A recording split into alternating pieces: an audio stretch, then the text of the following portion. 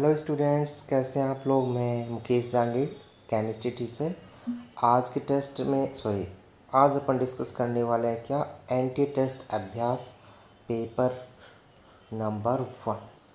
अब 1 कौन सा, ये है हिंदी मीडियम के लिए। ठीक है, हिंदी मीडियम के विद्यार्थियों के लिए भी हमने ये टेस्ट सीरीज़ के जो क्वेश्चंस हैं वो अपलोड कर रहे हैं, उनका सॉल्यूशन।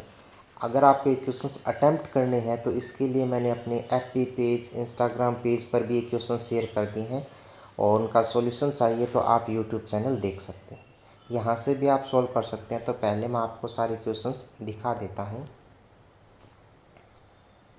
ठीक है, इन वीडियो को पॉज करते हुए इनके आप आंसर मार्क कर लें, इसके बाद मैं इनका सॉल्यूशन आपको बताता हूँ।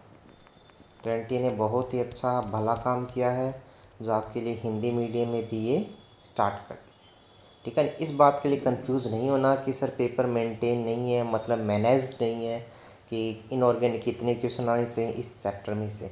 ये जस्ट आपकी प्रैक्टिस के लिए माने, मैनेज नहीं है, ये बात मैं भी मानता हूँ।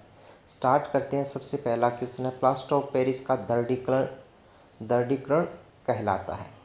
ठीक है, तो मतलब प्लास्टर ऑफ पेरिस को जिसको अपन क्या बोलते हैं, सेट करना। ठीक है, हार्ड कैसे होता है। हार्ड के लिए आपको एनसीईआरटी में क्लियर लाइन है कि जब पीओपी के अंदर थोड़ा सा पानी मिलाते हैं तो 5 से 15 मिनट के अंदर वो बहुत हार्ड हो जाता है। तो इसके अंदर कौन सा ऑप्शन होगा, देखिए, अन्य हाइड्रेट के उत्पादन के लिए जलयोजन। तो जब इसमें जलयोजन मिलाया जाता है तो काफ़ी हार्ड हो जाता है, दृढ़ीकृत हो जाता है। अगला क्वेश्चन, N3 O2 F की आयनिक त्रिज्याएं क्रमशः हैं। अब कई बच्चे कंफ्यूज ऐसे हो जाते हैं कि सर इनकी रेडियस तो हमको याद ही नहीं, तो कैसे डील करें। तो इनकी आपको रेडियस याद नहीं करनी है, इसका जस्ट ऑर्डर आपको मैनेज करना है। आपको पता है आइसो इलेक्ट्रॉनिक स्पीसीज में N3 की साइज़ सबसे बड़ी होती है, तो उसके अकॉर्डिंग सबसे बड़ा N3, फिर O2 और फिर F-। इसी सीक्वेंस में साइज़ देखें तो आपको एक ही ऑप्शन मिलेगा, ऑप्शन नंबर डी, जिसमें सबसे बड़ा 1.71, फिर 1.40 और फिर 1.36। नेक्स्ट क्वेश्चन, ये अच्छा क्वेश्चन है। बोला गया है कि ECl3 के यौगिकों में जहाँ E = BPAS या BI है, तो विभिन्न E के लिए ClECl कोणों का क्रम होगा।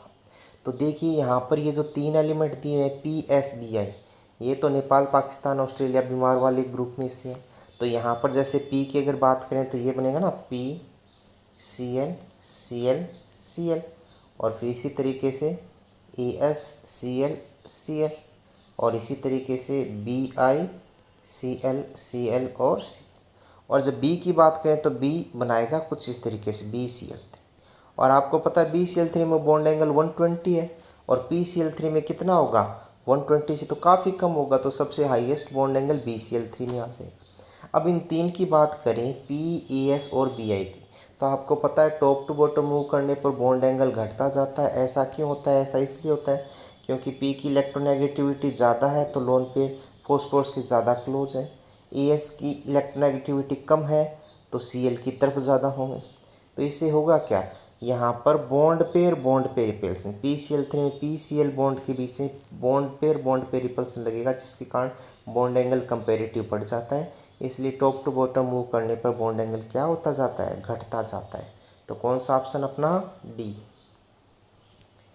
इसके बाद में देखते हैं नेक्स्ट क्वेश्चन, कौन सी धातु मुक्त अवस्था में पाई जाती है। आपको पता है गोल्ड होता है, प्लेटिनम है, और Hgn को जनरली क्या कहते हैं, फ्री स्टेट के अंदर।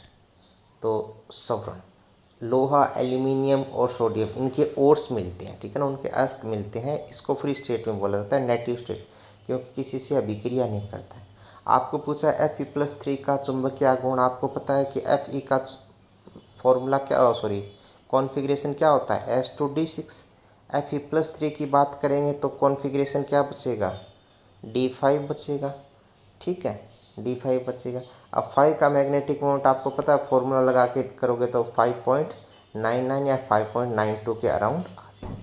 ठीक है, 4 अनपेड इलेक्ट्रॉन तो 4.95 है तो 5.9।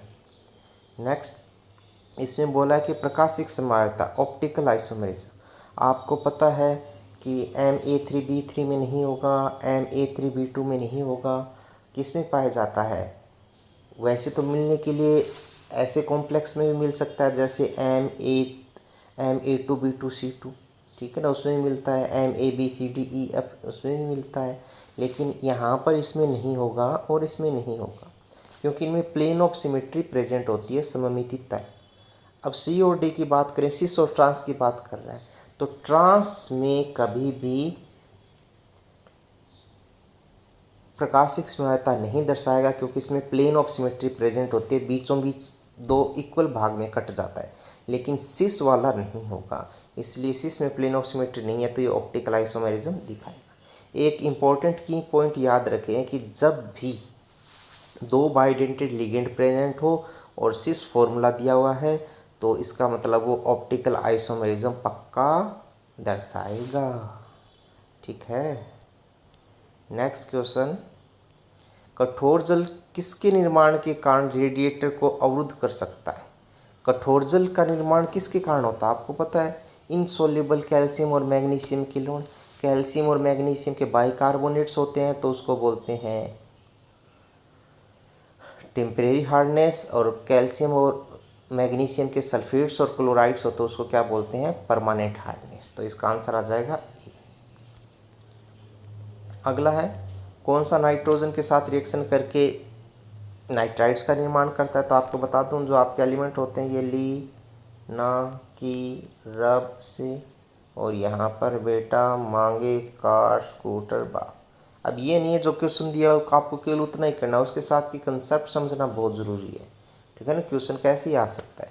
तो यहाँ पर जो मैंने उल्टा एल बनाया, ये नाइट्रोजन के साथ रिएक्शन करते हैं और ये नाइट्रोजन के साथ रिएक्शन नहीं करते हैं। रीज़न, इनकी साइज़ बड़ी होती है और five cation charge upon size कम होता है, इस कारण से क्या होता है, ये रिएक्शन नहीं करते। इसका आंसर क्या आ जाएगा? लिथियम। ऐसे भी सोच सकते हो लिथियम का बिहेवियर मैग्नीशियम के साथ डायगोनल विकर्ण रूप से संबंधित होता है, ठीक है। तो ये यहाँ पर अपना पेपर होता है फिनिश, इसके आंसर्स मार्क कर ले और देख लें। डाउट आए तो आप मुझे कहीं मैसेज कर सकते हैं, व्हाट्सएप, इंस्टाग्राम और। Thank you.